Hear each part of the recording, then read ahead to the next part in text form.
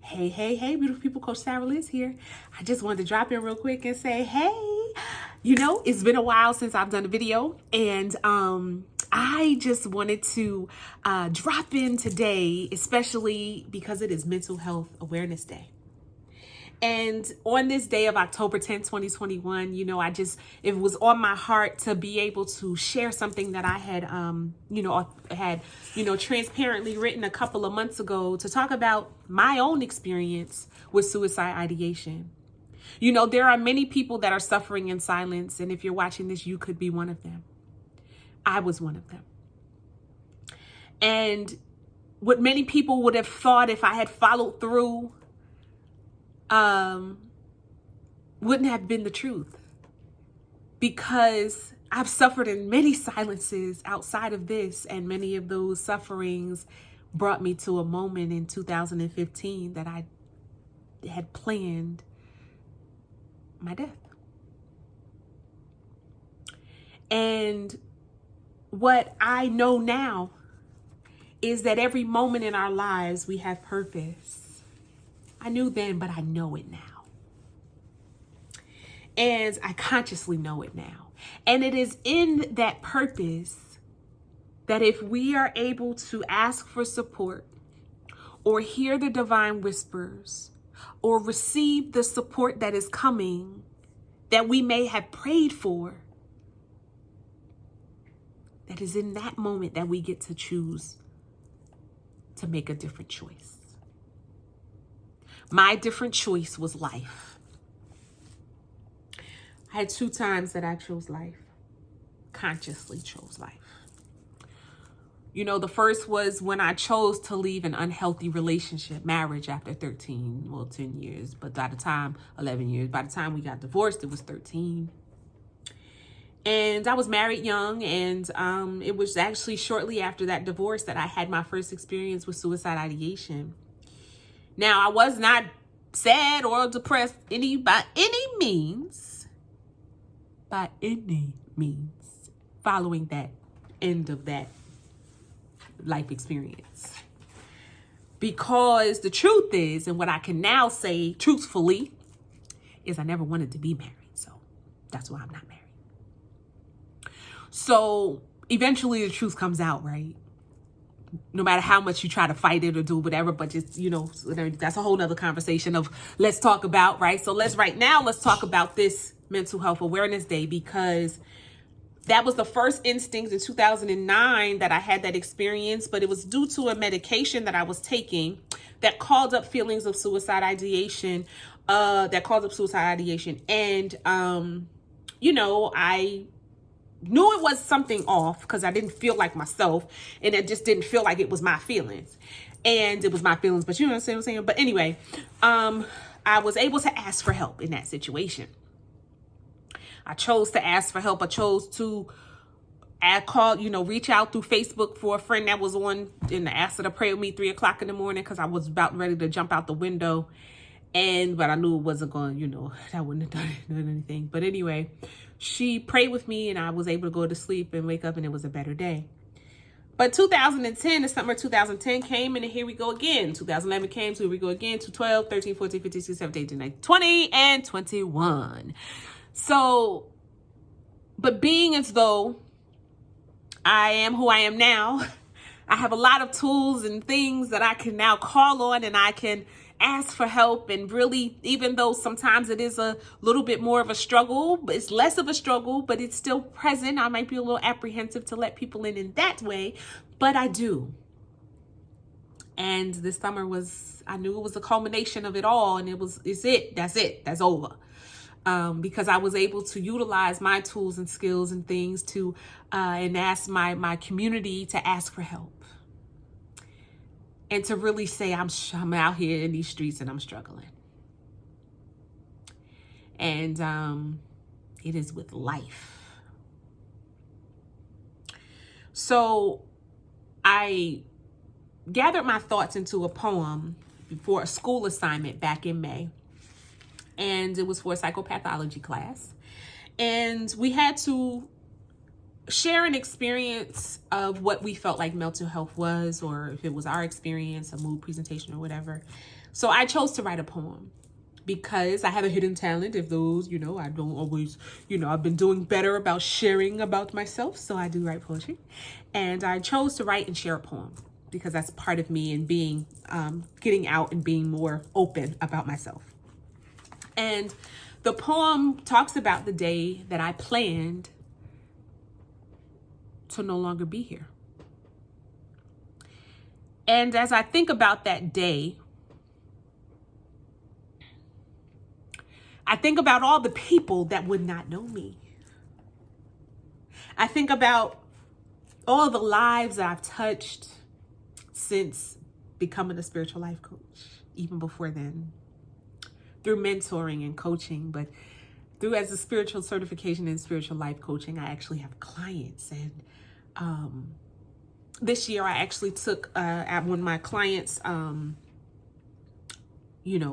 their contracts expired at the end of last year, I chose not to take on any new clients actually until like August of this year, because I needed time to focus and kind of get still, and because I was doing a whole lot of stuff, IT consultant, DEI, spiritual life coaching, IO psychologist, I do a lot of stuff. But who is it that I am? And in that process, I was able to get to the cause of the suicide ideation so that now I can shift the effects and have a different outcome. So next summer, I'm looking forward to it because it'll be the first summer that I will be going into since 2009, feeling whole. So I say that to say, if you are suffering in silence, ask for support. Tell someone. DM me. Because you matter. Your life experience matters. Whatever trauma, whatever feelings less than love that you have experienced, no matter how minute that someone else has made you feel because of it, that is their problem and not yours. Even if it's been a parent that may have sacrificed you for their children or for their son or whomever, that is their problem. It is wrong. The big people in your life failed you. It is not your fault. Know that, believe that, and trust that you deserve better. And that better is available. You just have to ask. And be present to when the answer comes. It is not your job to know how it'll happen.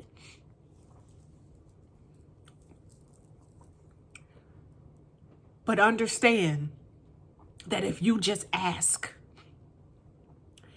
and it was in the moments that I were in despair that I was able to hear what I had prayed for. Because even on that day of August 22nd, 2015, that I was choosing to call it quits, I still prayed. I was crying and I was praying. And in that moment, when I was at my father and my brother's grave, a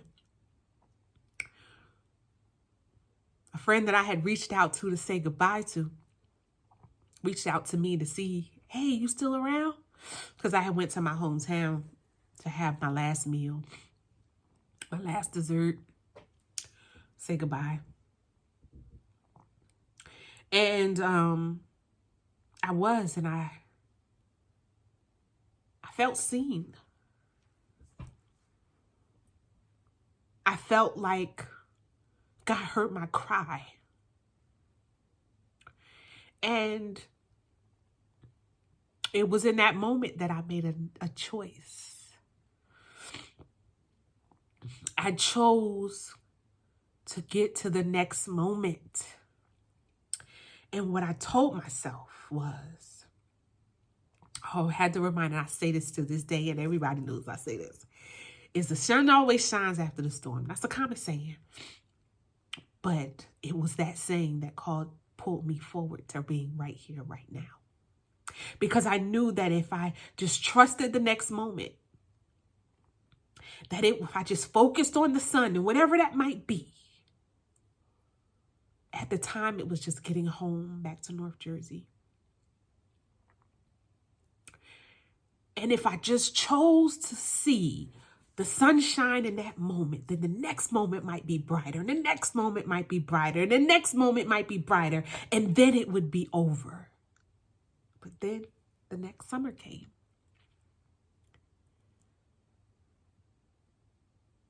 And now this summer came. And even though it still caught me by surprise a little bit, I chose to ask for support in a different way. I chose to be vulnerable and tell the people who were closest to me and those who weren't close to me either, but that were support. I have been suffering in silence and have felt like suicidal since forever, seemed like. And what I thought was 2012 actually was 2009. I had lost, who wants to count how many summers you felt like committing suicide? But what I share this to say is, if you are experiencing any type of anxiety, if you're experiencing depression, especially our children, they don't have, a lot of times have the voice, and sometimes they told to sit down and shut up. And they the ones that's really suffering in silence because they ain't even got no outlet because school is in the other room. Whereas we was able to go and talk junk about our parents to our friends, tell them how we was, she got on my nerves, how we used to do, talk about our parents, do all the stuff, telling all the lies because, you went to your room or whatever, you about got knocked out because you rolled your eyes or whatever. But, we got to make it up. We going, my nerves. But we ain't that kids don't get to do that. They even suck their teeth. You hear them because they in the other room in school. They ain't got no outlet. You don't want the kids home with you all the time. They don't want to be home with you. Because half the time you grumpy too. Your mama every day. You got to be with your mama all the time, all day, 12 hours a day. School was a break for your child and you. They ain't got no birthdays. They ain't got no nothing. It's getting a little bit better, but everything getting canceled because old Delta up in here. But I share that to say, it is time. Time's up.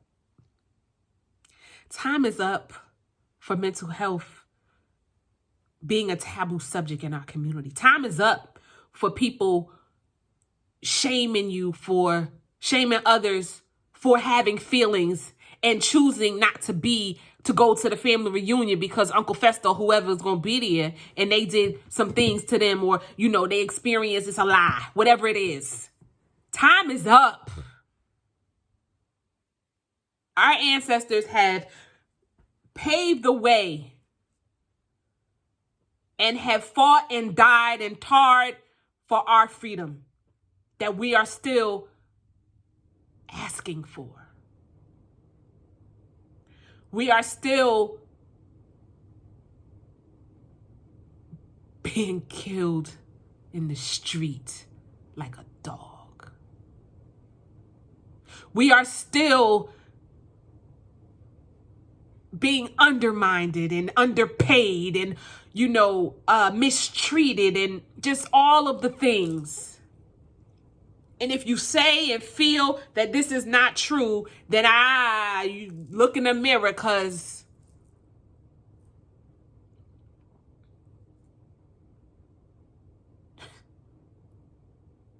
that's all I could say.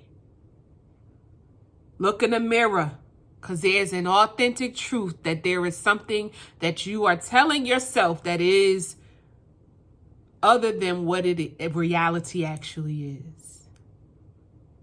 And that's what you call a comfort zone.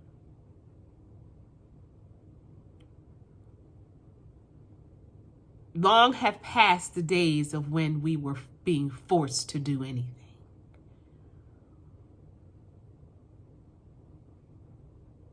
Our ancestors did too much for us to have to be forced to do anything now.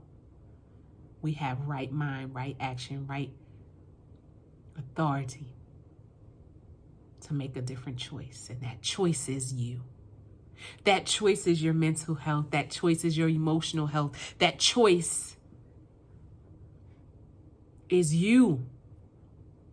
So on this day of mental health awareness, what are you committed to doing differently from this moment forward to choose your mental health, to choose a different choice so that you may shift the effects that you are living, to understand the cause of what your actions are, to shift the effects of what you are living? What are you committed and willing to do? One thing. One thing I am going to do right now is to be authentic about and share my poem that kind of outlines the day that I felt I no longer wanted to be here and planned it.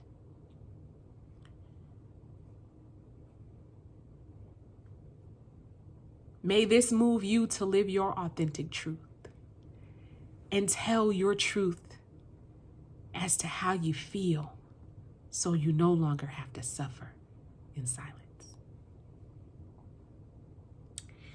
The poem is called 8/22/15. 8/22/15, a day I will never forget. Cause it was on this day, a Saturday, that I woke up and wanted to take my last breath. 8/22/15, it had been 4 months since the memories resurfaced. The memories of being forced to watch sexual encounters from age 8 to 10. Never wanting to sleep, never wanting to wake again. 8/22/15, 18 months since my dad passed, and the security I once felt evaporating into the air. Was I coming? Was I going? Only God knew I could last. I felt like another second, another moment, another day was far too painful for my life to last. 8/22/15, the day I drove to my hometown to my favorite pizza shop for my last meal. 8/22/15, the day I thought to be my last taste of the amazing Strollo's Italian icy. 8/22/15, the day I cried more than my heart could beat. 8/22/15, the day I felt the night terrors won, the day I am most grateful for not having a gun. 8/22/15, the day I drove to my dad and my brother's grave to say goodbye. It was there that I gained strength to see. The day I opened my eye and my life began.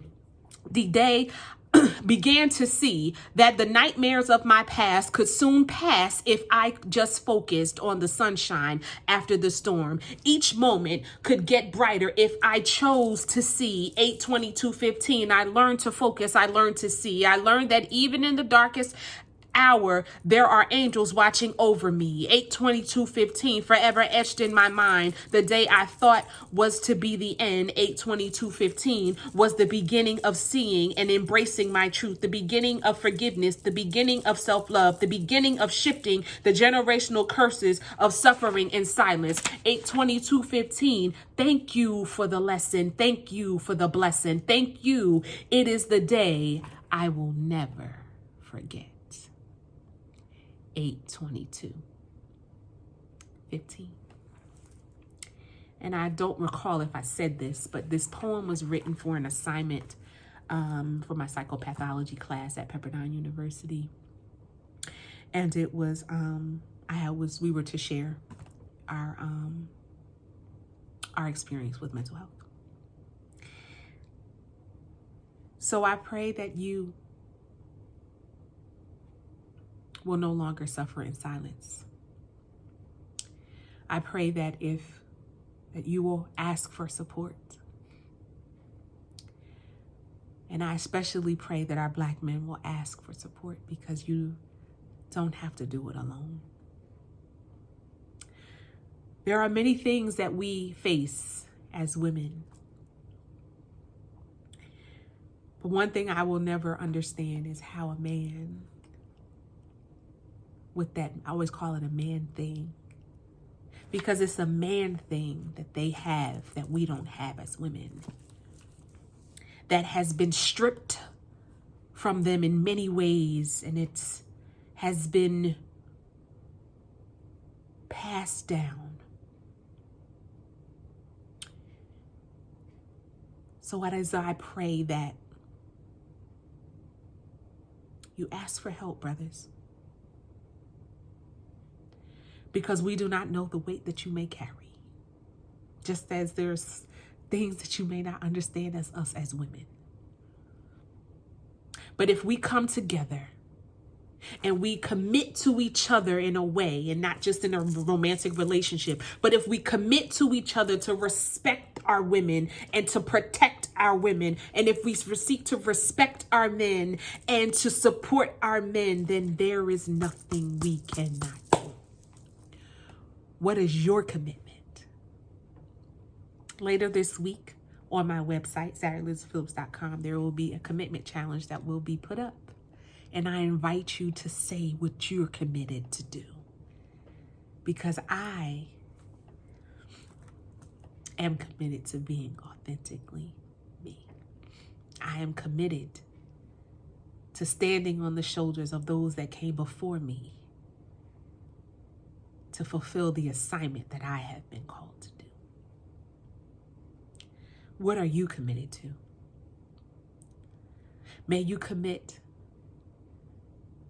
to choosing your mental health first. May you commit to choosing self-love first. May you commit to focus. Fearlessly overcome challenges using self-love. And in that, may you always be bold. May you be powerful. May you live authentically. And may you, most importantly, choose you. I am Coach Sarah Liz.